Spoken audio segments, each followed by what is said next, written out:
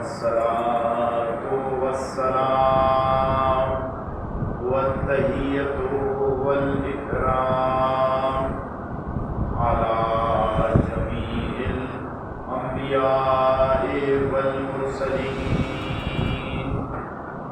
سيما خاتمهم وأفضلهم أبي القاسم محمد اللهم صل على محمد وآل محمد وعلى أهل بيته الأطيبين الأنجبين سيما بقية الله في الأرضين بهم نتولى ومن أعدائهم نتبرأ إلى الله أما بعد فقال الله تعالى في كتابه المجيد وقرآنه الحميد وقوله الحق بسم الله الرحمن الرحيم أم اتخذوا من دونه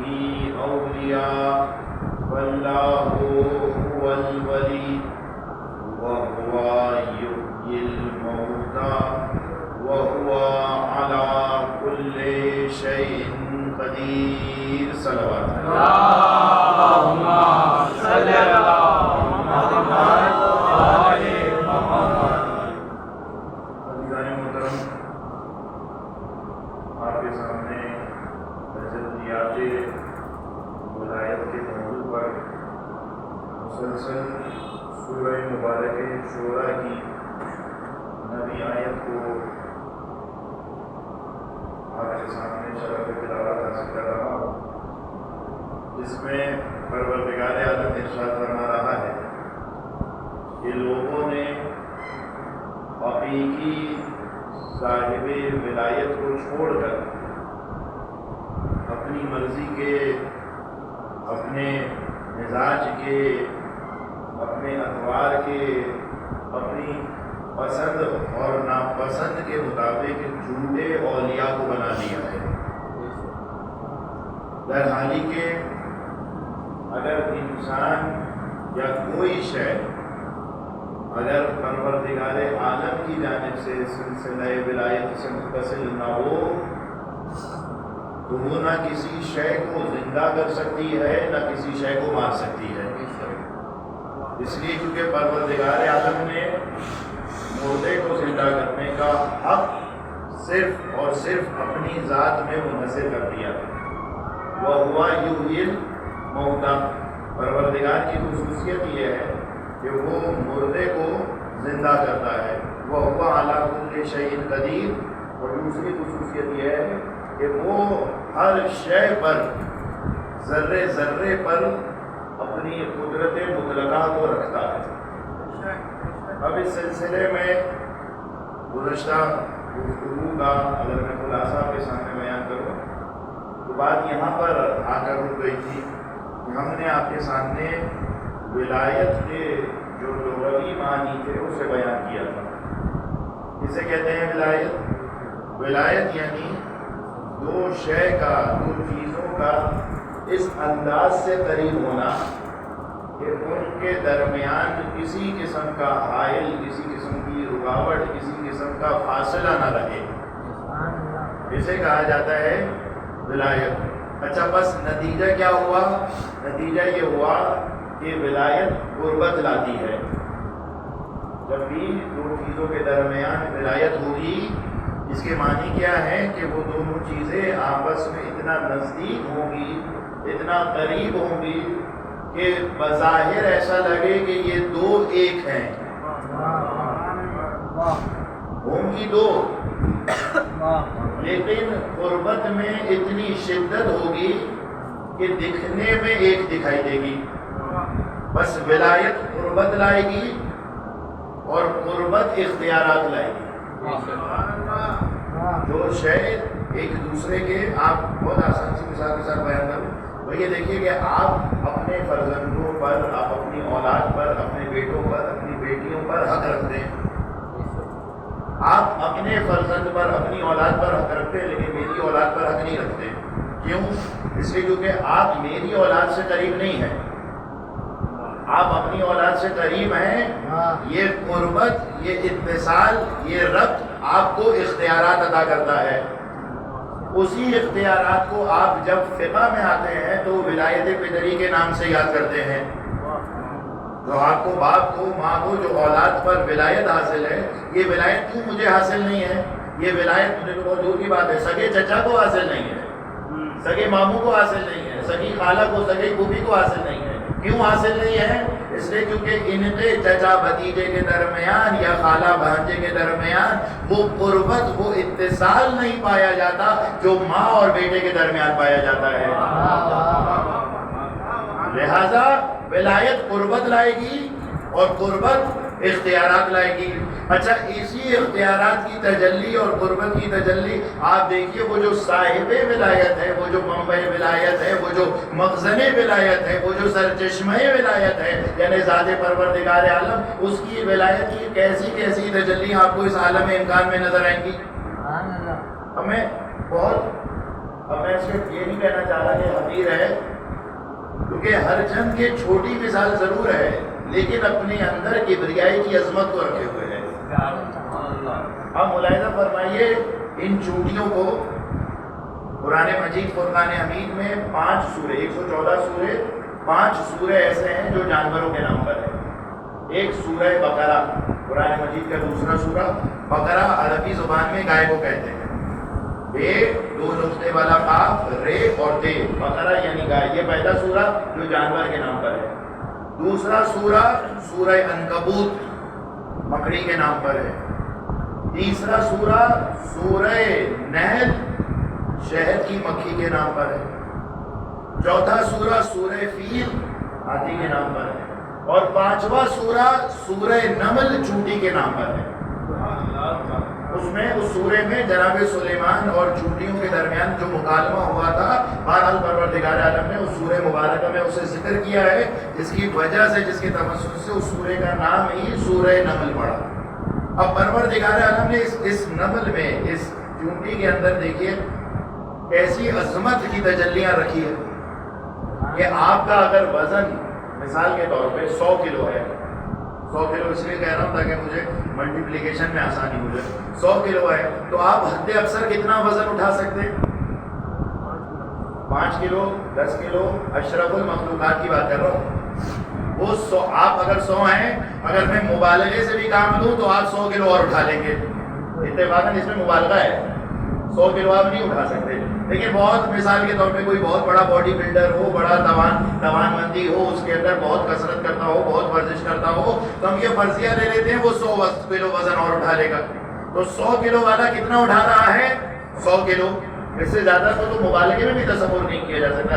لیکن ایک چونٹی بے ایک وقت اپنے سے 20 گنا زیادہ وزن اٹھا سکتی ہے.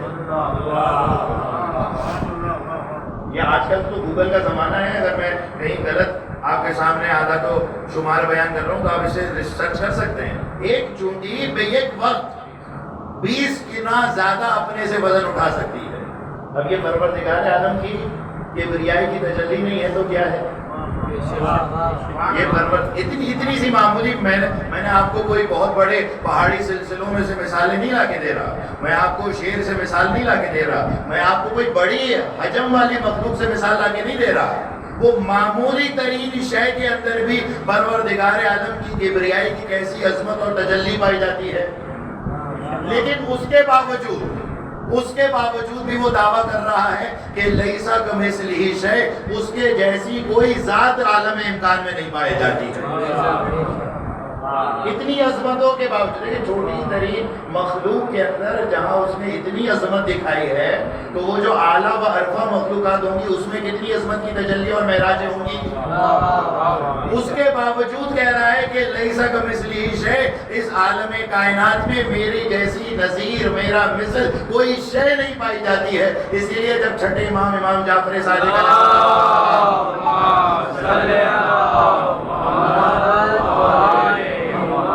کے پاس ایک شخص نے آ کے کہا اللہ اکبر کہ پروردگار عالم. اچھا اللہ اکبر. اب اب یہ بات سن لیجیے تاکہ اس حدیث کے لطف کو حاصل کر سکیں. اکبر جو آپ کہتے ہیں ایک ہے کبیر اور ایک ہے اکبر.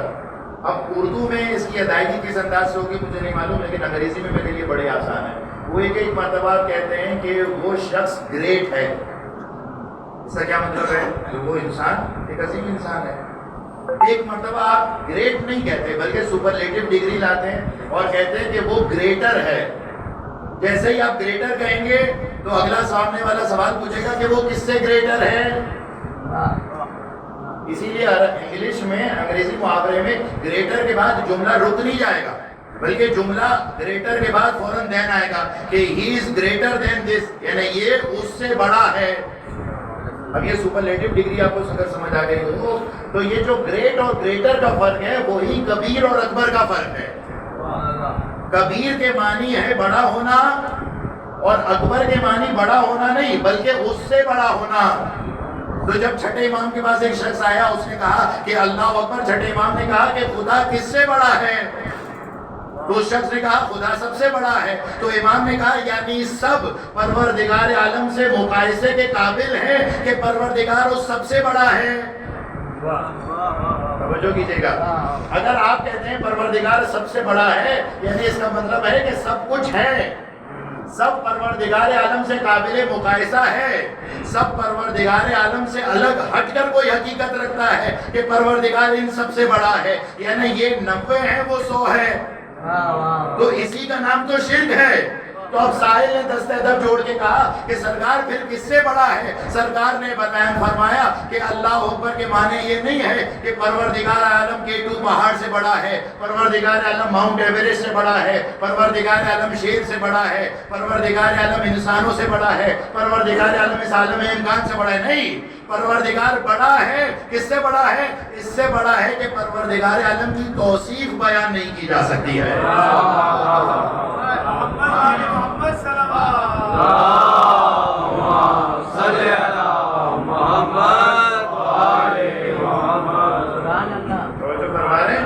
پروردگار بڑا ہے یعنی یہ نہیں کہ اس دیوار سے بڑا ہے، اس عمارت سے بڑا ہے، برج الخلیفہ سے بڑا ہے، برج العرب سے بڑا ہے، بلکہ بڑا ہے یعنی اس سے بڑا ہے کہ اس کی تعریف بیان نہیں کی جا سکتی، اس کی توصیف بیان نہیں کی جا سکتی، اس کی حقیقت کو سمیٹا نہیں جا سکتا. اور اس کی حقیقت تو بہت دور کی بات ہے. انسان اس کی مخلوق کی حقیقت کو جب دیکھ نہیں سکتا، انسان اپنی ظاہری آنکھوں سے اس حقیقت خورشید کو جب دیکھ نہیں سکتا تو وہ جو خالق خورشید ہے اس کا ادراک کیسے کر لے گا؟ انسان اپنی ظاہری آنکھوں سے خورشید کو، سورج کو دیکھ نہیں سکتا، وہ خدا کو کیسے دیکھ لے گا؟ خدا کو کیسے سمجھ لے گا؟ تو لہٰذا پروردگار عالم ملاحظہ فرمائیے کہ اس کی ولایت کی کیسی کیسی تجلیاں. اب یہ ایک میں نے مثال دیا، میں نے پہلے بھی ایک مجلس میں کہا تھا، شاید پہلی دوسری مجلس سے، کہ نیشنل جیوگرافک اور ڈسکوری کا زمانہ ہے، تو لہٰذا یہ مثال بھی شاید بہت ادنا مثال ہو، اس سے بڑی مثال ہے پروردگار عالم کی قربت کی اور اس کی عظمت کی تجلیوں کی ڈھونڈی جا سکتی ہے. اچھا چھوڑ دیجیے، آپ بہت دور کیا انسان جائے، انسان خود اپنے اندر اس ولایت کی تجلی کو دیکھے، اپنے اندر، اپنی ذات میں، اپنے جسم میں انسان اس ولایت کی تجلی کو دیکھے. بھئی آپ دیکھیے، ابھی اپنے ارادے سے چاہیں تو کھڑے ہو جائیں، اپنے ارادے سے چاہیں پیروں میں حرکت ایجاد کریں، ایک مکان سے دوسرے مکان منتقل ہو جائیں، تو یہ آپ کے پیر کس کے تابع ہیں؟ آپ کے ارادے کے. تو ولایت کی تجلی پروردگار عالم نے اس 5 فٹ کے جسم کے اندر بھی تو رکھ دی ہے نا. انسان اپنے ارادے سے چاہے پیروں کو حرکت دے، ایک مقام سے دوسرے مقام میں منتقل ہو جائے. انسان کے اعضاء انسان کے ارادے کے تابع ہیں، انسان کے جوارح انسان کے ارادے کے تابع ہیں، انسان کی قوتیں، انسان کی صلاحیتیں، انسان کے احساسات انسان کے ارادے کے تابع ہیں. اب آپ ملاحظہ فرمائیے کہ پروردگار عالم نے سلطنت جسم کے اندر کس طریقے سے حاکم ارادہ کو جسم کی رعیت بنایا ہے. اس جسم کو، اس بدن کو، اس کے اعضاء کو، اس کے جوارح کو کس طریقے سے پروردگار عالم نے اس ارادے کے تابع بنایا ہے، اس ارادے کی محکومیت میں رکھا ہے، اس ارادے کا تابع بنایا ہے، اس ارادے کا حکم فرما بردار بنایا ہے. لیکن یہ کام انسان کے اندر اتنا تیزی سے ہوتا ہے کہ انسان اسے سمجھ نہیں پاتا. یہ سب کچھ کون کر رہا ہے؟ انسان کا ارادہ کر رہا ہے. اچھا اب اس میں بھی دیکھیے، اب اسی مثال کے اندر اس لطافت کو محسوس کیجئے گا کہ پروردگار عالم نے انسان کے ارادے کے تحت ان پیروں کو رکھا ہے. ارادہ کرے ان پیروں کو حرکت دے، ایک مکان سے دوسرے مکان منتقل ہو جائے، ایک نقطے سے دوسرے نقطے کی جانب منتقل ہو جائے. اب آپ مجھے بتائیے کہ یہ اتنے بھاری پیر کہ اگر دیکھا جائے تو شاید انسان کا آدھا وزن جو ہے وہ اس کے پیروں کا ہے. انسان کے اتنے بھاری پیر انسان کے ارادے کے تابع ہیں، لیکن انسان کے دل کی دھڑکن انسان کے ارادے کے تابع نہیں ہے. جو فرما رہے ہیں، چاہے ارادے سے چاہے تو اتنے بھاری پیروں کو حرکت دے، ایک نقطے سے دوسرے نقطے منتقل ہو جائے، لیکن یہی انسان اپنے ارادے سے اپنے دل کی دھڑکن کو روک نہیں سکتا. یہی انسان اپنے ارادے کے ساتھ چاہے تو جب چاہے دیکھے، جب چاہے ان آنکھوں کے آگے جو گلاف لگا ہے اسے گرا کر اپنی آنکھوں کے سامنے اندھیرا کر دے. لیکن یہی انسان چاہے کہ اپنی شریانوں میں دوڑتے ہوئے خون کو روک نہیں سکتا. بس انسان کو پروردگار عالم نے ولایت دی ہے، لیکن بہت محدود. اتنی محدود ولایت دی ہے کہ اپنے پورے جسم میں بھی اس کی کار فرمائی نہیں چل پاتی ہے. جسم میں ولایت دی ہے لیکن کتنی معمولی سی. بس ولایت دو طرح کی ہو گئی. ایک وہ محدود ولایت ہے کہ جسے انسان کو اپنے جسم پر بھی حاصل نہیں ہے، اور ایک وہ لامحدود ولایت ہے جو کائنات کے ذرے ذرے پر کار فرما ہے. ایک مرتبہ چاہے تو اپنے ان خون کی رگوں کو روک نہیں سکتا، اور ایک مرتبہ چاہے تو ڈوبتے ہوئے سورج کو روک لیتا ہے.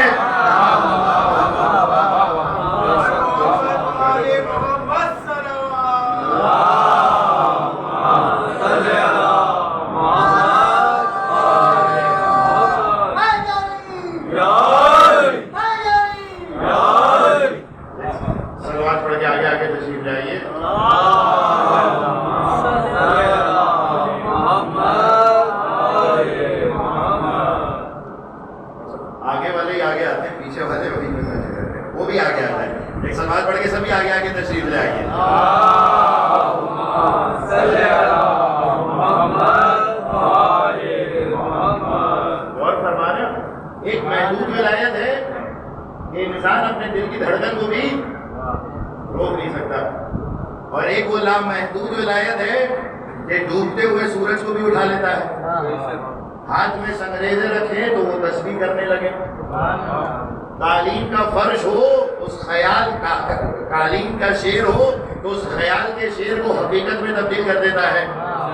اب یہ واقعات کی تفصیل میں نہیں جا رہا، اس لیے بس صرف ایک جملے کا سہارا لے کر بات کو یہاں پہ روکوں گا. آپ ملاحظہ فرمائیے زیارت جامع کبیرہ میں 10ویں امام، زیارت جامع کبیرہ 10ویں امام کی زیارت ہے، جس میں 10ویں امام نے مقام امامت اور منصب امامت کی توثیق اور تاریخ بیان کی ہے. اس میں 10ویں امام ائمہ سے خطاب کرتے ہوئے کہتے ہیں کہ ارواحکم فی الارواح و اجسامکم فی الاجسام. اے آل محمد، آپ کی روحیں تمام روحوں پر ممتاز ہیں، آپ کے جسم تمام جسموں پر ممتاز ہیں، اسی لیے ان کی روحوں سے جو علم صادر ہو وہ بھی معجزہ ہوتا ہے، اور ان کے جسم سے جو جھولا مس ہو جائے وہ بھی شفا کا ذریعہ بن جاتا ہے.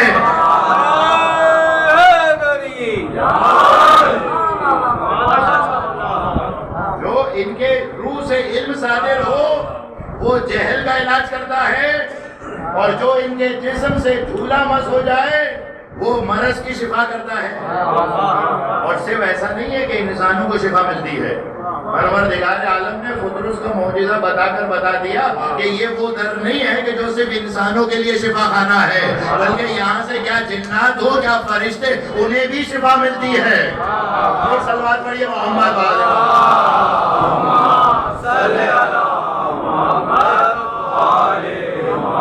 نعرے تکبیر، اللہ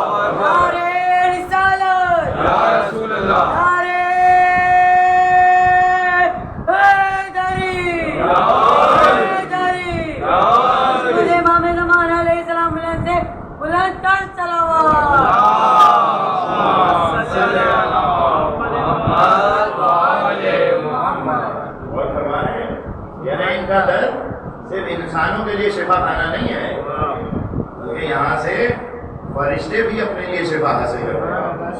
اچھا عالم دیکھیے کہ پروردگار عالم نے اتنی ولایت دی ہے۔ اچھا یہ بھی سن لیجیے، بات یہاں پر آ گئی ہے کہ پروردگار جناب عبداللہ بن عباس نے اس بات کو روایت کیا ہے کہ پروردگار عالم نے 4 مرتبہ ڈوبتے ہوئے سورج کو اٹھایا، 4 مرتبہ۔ ایک مرتبہ داؤد کے وسیع سلیمان کے لیے، دوسری مرتبہ موسیٰ کے وسیع یوشع کے لیے، اور تیسری اور چوتھی یعنی 2 مرتبہ سرکار کے وسیع مولا متقیان کے لیے۔ سماعت پڑھ لیجیے مل کے۔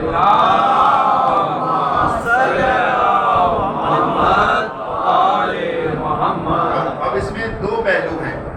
دیکھیں داؤد کے وسیع سلیمان کے لیے ایک ہی مرتبہ رد شمس ہوا ہے۔ رد شمس اس معجزے کا نام رد شمس ہے، یعنی سورج کا دوبارہ پلٹایا جانا۔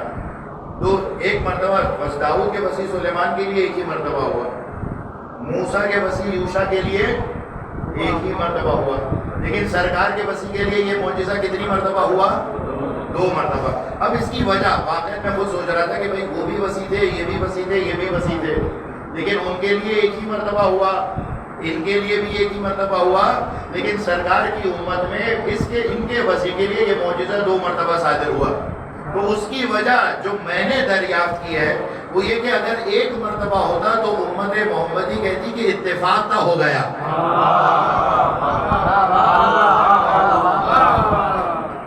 اللہ کے اس ولی نے اس کام کو ایک مرتبہ صادر نہیں کیا، بلکہ ایک مرتبہ زمانے حیات رسول میں اس معجزے کو دکھایا اور دوسری مرتبہ بعد از وصال رسول اس معجزے کو دکھایا، تاکہ یہ بات سمجھا دی جائے کہ یہ اتفاق قدرت کی وجہ سے نہیں تھا، بلکہ اعجاز دست علی کا معجزہ تھا،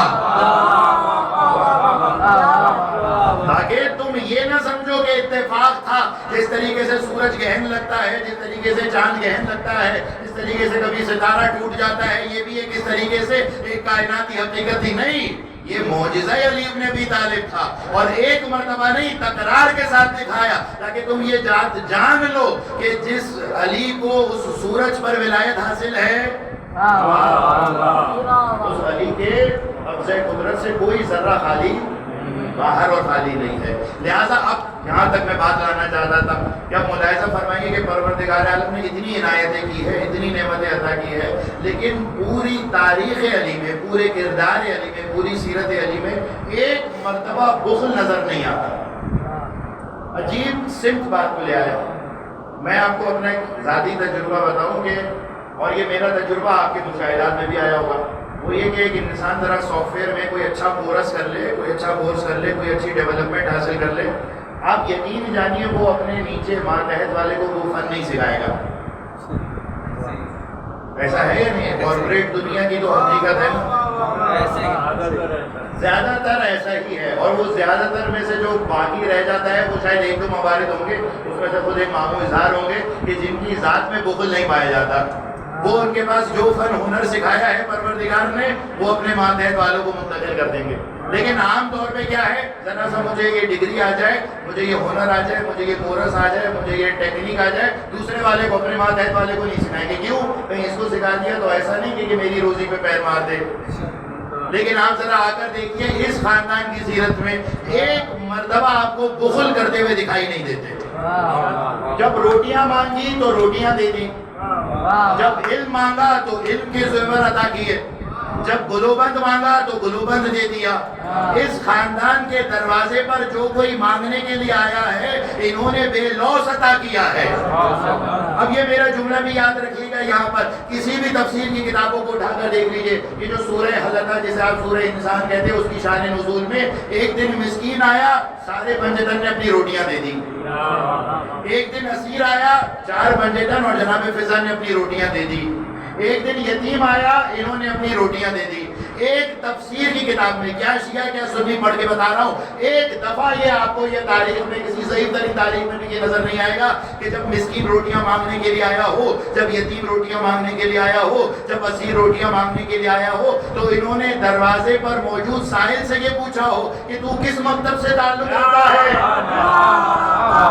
تو کس مسلک سے تعلق رکھتا ہے. بلکہ ان کا وتیرہ یہ ہے کہ جو بھی دروازے پر مانگنے کے لیے آ گیا یہ اسے بے لوث ادا کرتے چلے گئے. اب آپ کو سمجھ آیا کیوں ہندو جب عباس کے علم پر آتا ہے، جب سنی عباس کے علم پر آتا ہے، جب دیوبندی عباس کے علم پر آتا ہے، جب ناصبی عباس کے علم پر آتا ہے، عباس سب کو ادا کرتے چلے جاتے ہیں. کیونکہ اس دروازے کا وتیرہ نہیں ہے کہ دیکھ کر ادا کرے، بلکہ جو بھی مانگے یہ اسے ادا کرتے چلے جاتے ہیں.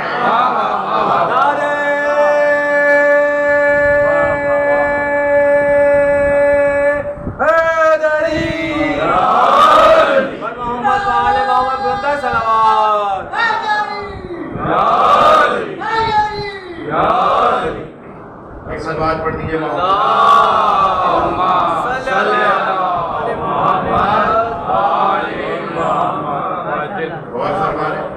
اچھا اب ایک بات اور بھی کہتا ہوں. دیکھیے میں کچھ چیزیں تیاری کر کے آتا ہوں، درمیان میں کچھ ایسے مطالب بھی ذہن میں آ جاتے ہیں کہ اگر نہ کہوں تو مجھے لگے گا کہ میری مجلس مجھے ہضم نہیں ہوگی. اس میں یہ کہ بعض اوقات صاحبان ایمان آتے ہیں اور کہتے ہیں کہ قبلہ یہ اہل سنت جاتے ہیں ان کی تو الگ سے حاجتیں پوری ہو جاتی ہے، ہندو جاتے ہیں ان کی حاجتیں تو پوری ہو جاتی ہیں، لیکن ہم جاتے ہیں ہماری حاجت پوری نہیں ہوتی.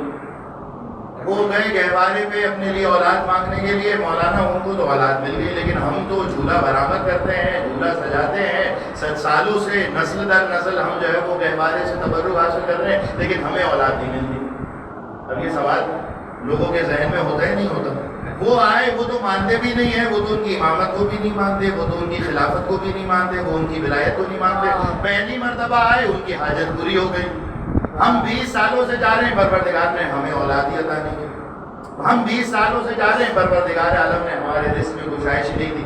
اب اس سوال کا جواب چھٹے امام جعفر صادق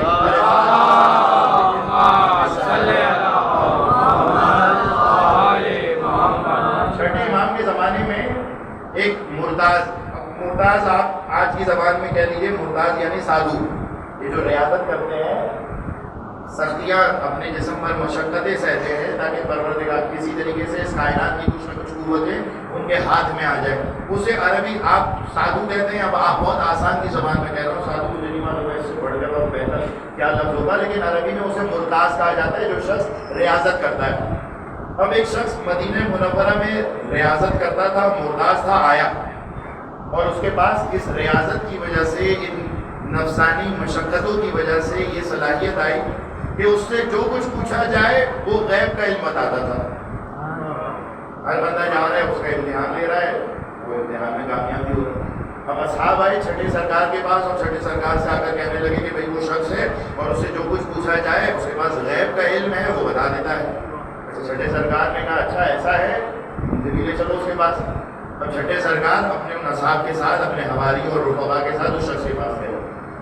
چھٹے سرکار نے جب اس سے ملاقات ہوئی تو ایسے مٹھی بنائی اور کہا کہ مجھے یہ بتا کہ میری مٹھی میں اس وقت کیا ہے. مرتاز سے پوچھا تو اس مرتاز نے کہا کہ کائنات کا تمام تر نظام اپنے مناسب مقام پر قائم اور دائم ہے، لیکن ایک جزیرے پہ ایک مرغی نے 2 انڈے دیے ہیں، اس کے اس گھونسلے سے، اس کی اس جگہ سے ایک انڈا غائب ہے. ہو نہ ہو آپ کی اس مٹھی میں اس مرغی کا انڈا پڑا ہے. امام نے مٹھی کو کہا مجھے کہہ رہا ہے. اب امام نے اس سے پوچھا تھا کہ میں واقعے کو کس سے ریلیٹ کر رہا ہوں، اپنا سوال ذہن میں رکھیے گا. غیر جاتے ہیں حاجتیں پوری ہو جاتی ہیں، اپنے آتے ہیں حاجتیں پوری نہیں ہوتی. اس سوال کا جواب اس واقعے سے حاصل کیجیے. اب یہ امام نے کہا کہ بھائی یہ صلاحیت، چھٹے امام نے اس مرتاز سے پوچھا، سادھو سے پوچھا کہ یہ صلاحیت تجھے کہاں سے اور کیسے ملی؟ تو اس نے کہا کہ یہ صلاحیت مجھے نفس کی مخالفت سے ملی. میرا نفس آرام دہ بستر پہ سونا چاہتا ہے، میں مخالفت کرتا ہوں، سخت جگہ پر سوتا ہوں. میرے نفس کو بہترین فون پہ سونا پسند ہے، میں سخت زمین پہ سوتا ہوں. میرے نفس کو گرمی میں ٹھنڈا پانی پینا پسند ہے، میں نفس کی مخالفت کرتا ہوں، گرم پانی پیتا ہوں. میرے نفس کو ٹھنڈا پانی پینا پسند ہے، میں اس کی مخالفت کرتا ہوں۔ میرے نفس کو بہترین مرغن کھانے پسند ہے، میں مخالفت کرتا ہوں، پھیکا کھانا کھاتا ہوں۔ اور امام نے کہا اچھا یہ سب کچھ مخالفت نفس کے ذریعے سے حاصل کیا ہے نا؟ توجہ ہے ابھی میرے ساتھ؟ مخالفت نفس کے ذریعے سے حاصل کیا ہے؟ کہا ہاں۔ سرکار نے کہا کہ تو لا الہ الا اللہ کہہ کر مسلمان ہو جاؤ۔ اب چاہتا یہ ہے کہ مسلمان نہ ہو، لیکن مخالفت نفس کا تقاضا یہ ہے کہ وہ اسلام لے آئے۔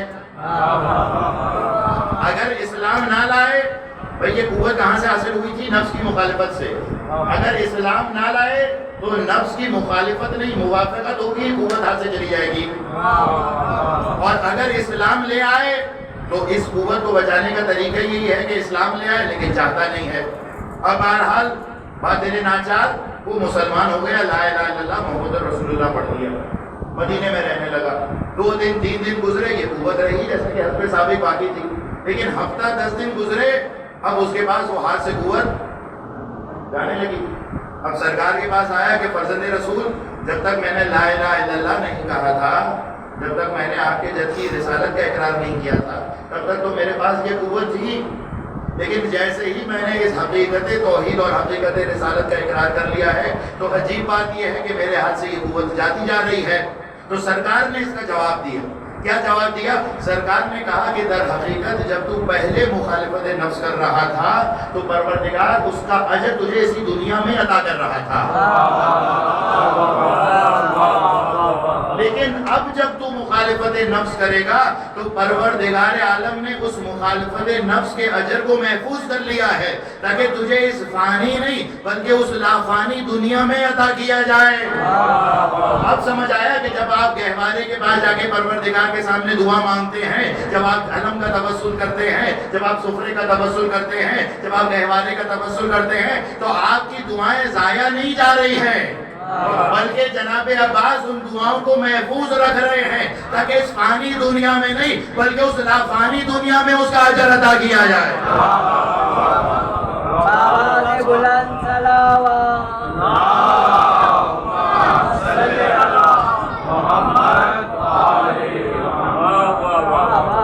یہ جو آپ دعائیں کر رہے ہیں یہ ضائع نہیں ہو رہی، آگے میں سمجھیے گا کہ مولا جو ہے وہ دعائیں ضائع کر رہے ہیں، وہ کسی کا ذمہ اپنے کندھے پر نہیں رکھتے، لہذا یہ خاندان کسی مقام پر بخل کرتے ہوئے نظر نہیں آتا بلکہ ہر مقام پر قدم بہ قدم انفاق کیا ہے۔ اب یہ انفاق کے بارے میں ایک بات سن لیجیے، دیکھیے سورہ مبارک، معاف کیجیے سلوات پڑھیے محمد والے،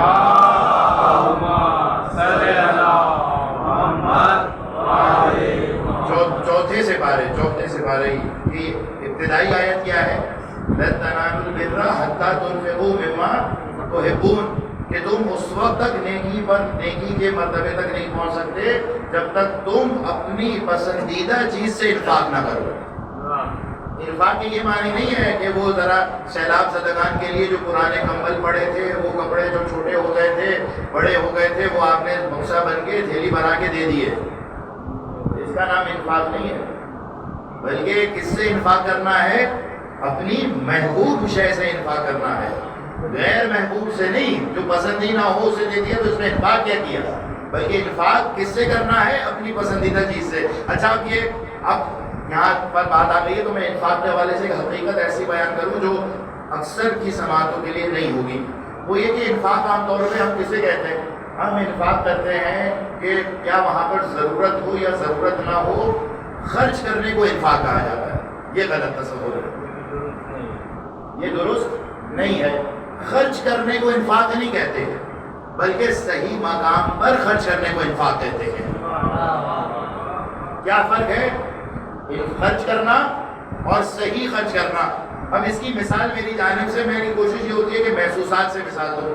آپ سبھی نے اکثر نے عاشور کا جو بھی 40-20-30 دن پہلے عاشور کا دن تھا اور آپ کے سامنے عشر اولا کس قدر حبس تھا، کیسی گرمی کی صورتحال تھی، پھر لوڈ شیڈنگ اور عزاداری میں مومنین مصروف تھے، وہ سب صورتحال سامنے، اور پھر عاشور کا دن کیسا گرم دن تھا۔ پہلے عاشور کے دن کی اپنی تپش اور حرارت اور دوسری جانب سے موسم جو ہے وہ والا تھا اس کی گرمی اور اس کی تپش میں۔ اب میں آپ کو ایک میپ بتا رہا ہوں. جلوس کہاں سے نکلتا ہے؟ مرکزی جلوس کی بات کر رہا ہوں. نشتر پارک سے. نشتر پارک سے امام بارگاہ علی رضا تک.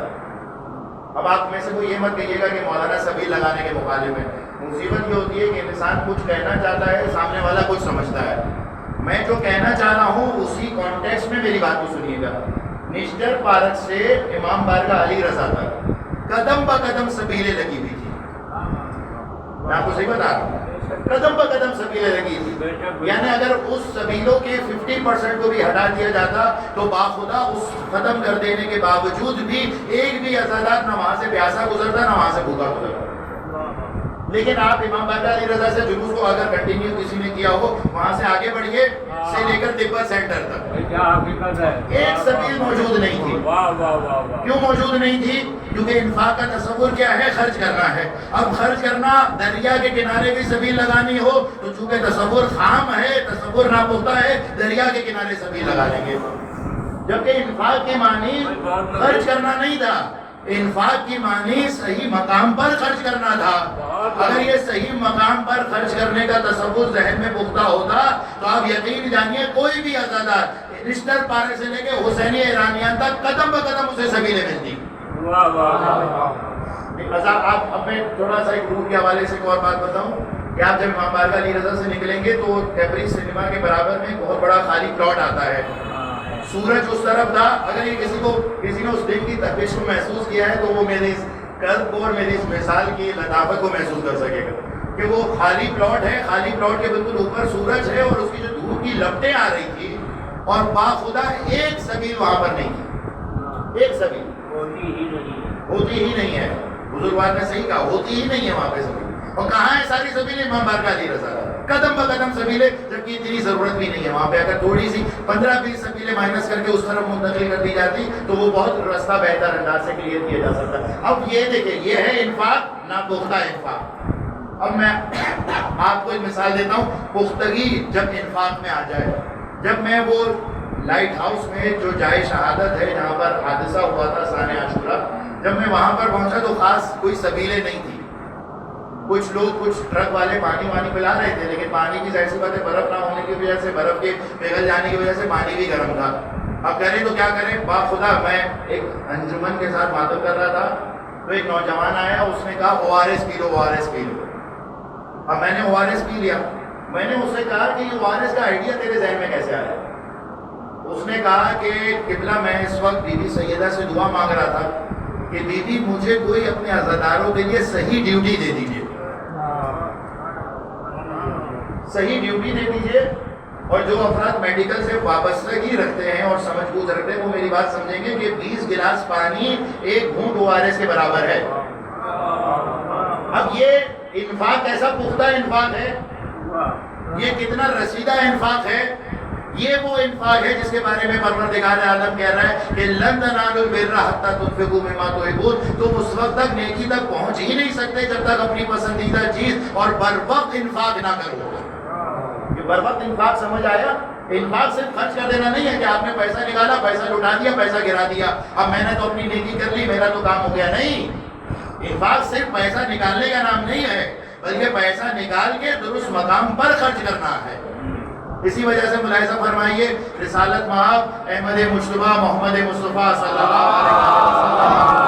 وسلم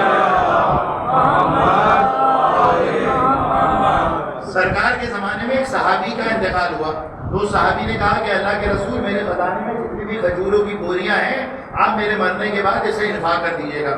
اللہ کے رسول کا انتقال ہوا، نماز جنازہ پڑھائی گئی. اللہ کے رسول اس کے گودام میں پہنچے. گودام میں پہنچے جتنی بھی کھجوروں کی جو بوریاں تھیں وہ مستمندین تک، ضرورت مندوں تک، فقراء مساکین تک پہنچا دی.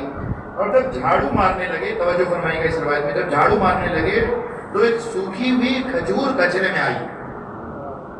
اللہ کے رسول نے اس سوکھی ہوئی کھجور کو اٹھایا اور اپنے اصحاب کو دیکھ کر کہا کہ خدا کی قسم اگر یہ شخص اپنی زندگی میں اتنا برابر بھی انفاق کرتا تو یہ سوکھی کھجور کا انفاق ان تمام بوریوں کے کرنے سے بہتر تھا. انسان انفاق کرے کب کرے؟ یہ نہیں کہ اپنے بچوں کے سپورٹ کر دے، نہیں، اپنی زندگی میں انفاق کرے، قدم بہ قدم انفاق کرے. انسان کی زندگی ہے ہی کتنی خوشصورت خصوصاً آج کے زمانے میں. اور آپ جس خاندان سے وابستہ ہیں, میں نے یہ پہلے بھی بات کہی کہ جس خاندان سے وابستہ ان کے انفاق کی باخدا آپ نے دوسرے وہی معجزات اور وہی کرامتیں اور وہی فضائل سنے جو عام طور پہ ممبر سے بیان کیے جاتے ہیں. باخدا اگر تاریخ میں اور کتب احادیث میں جو فضائل لکھے ہوئے ہیں تو انسان جب پڑھے تو باخدا واہ سے زیادہ آنکھوں سے آنسو جاری ہو جاتے ہیں.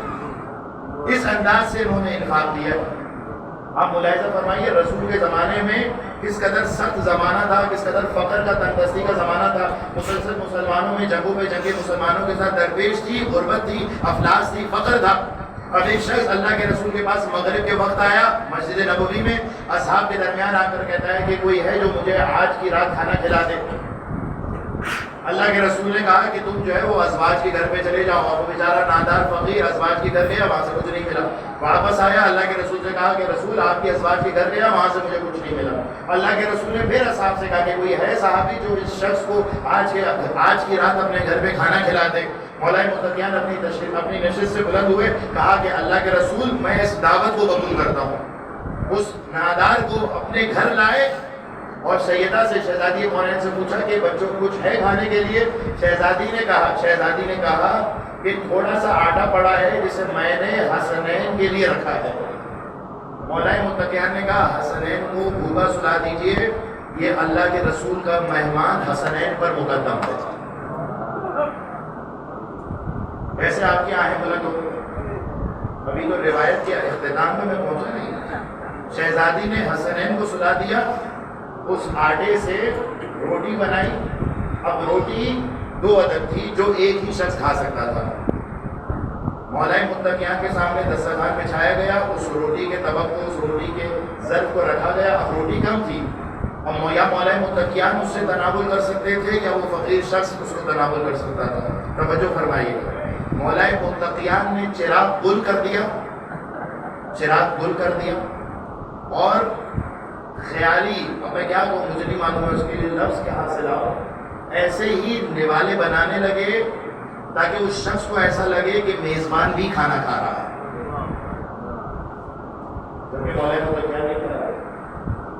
یہ انفاق کا پیرامیٹر ہے. آج جیب سے جو ہے وہ 10 روپے بھی نہیں نکلتے. آج جیب سے 50 روپے کوئی مومن مانگ لے, بلکہ مومن کیا بہت دور کی بات ہے, مومن تو سگا بھائی مانگ لے, آپ دیکھیں کہ کیسے چہرے پہ جو ہے وہ عجیب تاثرات بن جاتے ہیں.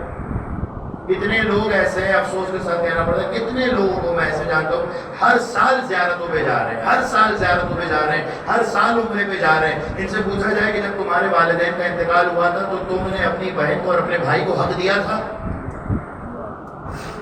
یہ میں آپ کو معاشرے کی حقیقت بتا رہا ہوں.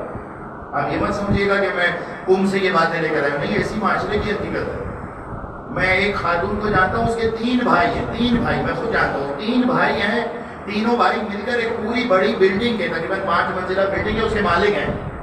اور اس کی بہن کرائے میں رہتی ہے. اسے 20,000 بھائی اپنی بہن کو 20,000 روپے دینے میں بھی بھائیوں کو موت آتی ہے.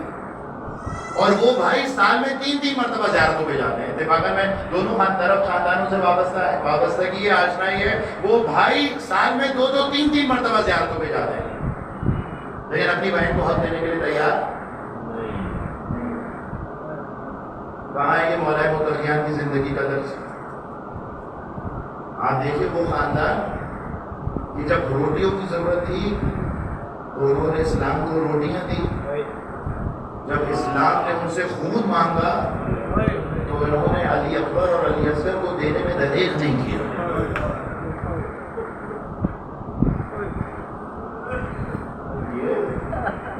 انفاق نہیں ہے تو اور کیا ہے؟ اپنا بہترین خون حسین علی نے اسلام کو عطا کیا. کیا علی اکبر ہو, کیا علی اصغر ہو, لیکن علی اکبر کے مسائل بہت آسان تھے. علی اکبر کے سینے پہ برچھی کا پھل لگا, بہت سخت مصیبت تھی, لیکن پھر آسان تھی.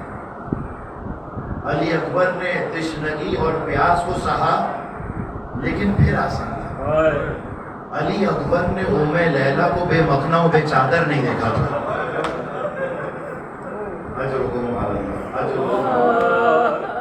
سید سجاد نے اپنی بہنوں کو، اپنی ماؤں کو بے مکھنوں بے چادر دیکھا. وہ امام جو 40 برس تک روتا رہا. ایک شخص مدینے میں آیا، اس نے سید سجاد کے پاس آ کر کہا کہ اے سید سجاد میں بہت غریب ہوں. جیسے ہی اس نے کہا میں بہت غریب ہوں، سید سجاد نے کہا رک جا، مجھے یہ بتا کہ تو یہ بار بار کہہ رہا ہے میں بہت غریب ہوں، صرف اتنا بتا دے اگر ابھی تیرا انتقال ہو جائے تو مدینے میں تجھے غسل دیا جائے گا؟ اجرو کو مارا. مجھے یہ بتا دے کہ مدینے میں تجھے کفن پہنایا جائے گا؟ مجھے اتنا بتا دے کہ مدینے میں اگر تیری روح قبض ہو جائے تو یہ مسلمان تجھے کندھا تو دیں گے نا؟ تو ایک مرتبہ رسول اللہ کے اس مردن کے پاس ہاتھ جوڑ کے کہتا ہے کہ اے سید سجاد، یہ آپ کے نانا کا مدینہ ہے، یہ آپ کے نانا کا کلمہ پڑھنے والے لوگ ہیں. ارے یہ کیسے ممکن ہے میں مر جاؤں اور یہ مجھے غسل نہ دیں، یہ مجھے کفن نہ دیں؟ ایک مرتبہ سید سجاد نے کربلا کا رخ کیا، کہا السلام علیکم یا ابا عبداللہ.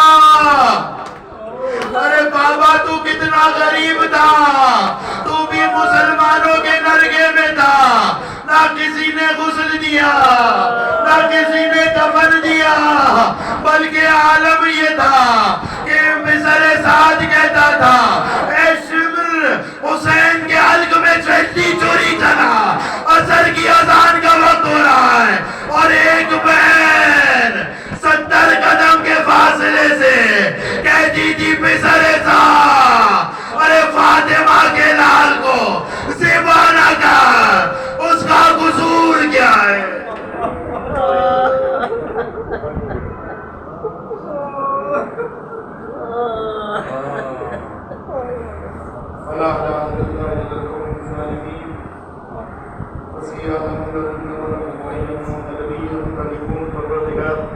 ہمارے آنسوں کو ہمارے انتظار میں جگہ نصیب فرما. پروردگار ہمارے آنسوں کے تصدق ہمارے تمام گناہ کبیرہ و صغیرہ کی بخشش فرما. پروردگار جو پریشان عالم کی پریشانی کو ختم فرما، جو بیمار ہیں وہ صحت یابی نصیب فرما. صاحبان ایمان دنیا میں جہاں بھی عزاداری میں مصروف عمل ہیں ان کی جان مال عزت آبرو کی حفاظت فرما. پروردگار اگر اس سال نہ صحیح تو اگلے سال ہمیں روزہ حسین ابن دیکھنا نصیب فرما. پروردگار آنے والے سالوں میں ہمارے لیے، ہمارے گھر والوں کے لیے، ہمارے بہن بھائی، ہماری نسلوں کے لیے 40 کو ہماری تقدیر میں لکھ دے گا. پروردگار ہمارے بین آنکھوں سے روزہ حضرت عباس دیکھنا نصیب فرما. پروردگار ہماری گناہگار آنکھوں سے اس مقام کو دیکھنا نصیب فرما جہاں سے 70 قدم کے فاصلے سے ایک نشیب میں بہن اپنے بھائی کو ذبح ہوتے ہوئے دیکھ رہی تھی. پروردگار اپنی آخری حجت کے ظہور میں تعجیل فرما، ہمیں ان کے آوان انصار مددگاروں کو شمار فرما. ماتم حسین یا حسین حسین یا حسین یا حسین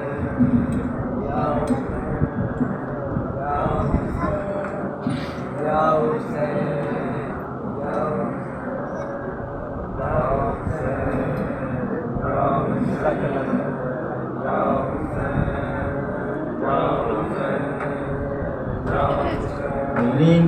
عشرہ اربعین کے سلسلے کی چھٹی مجلس کل شب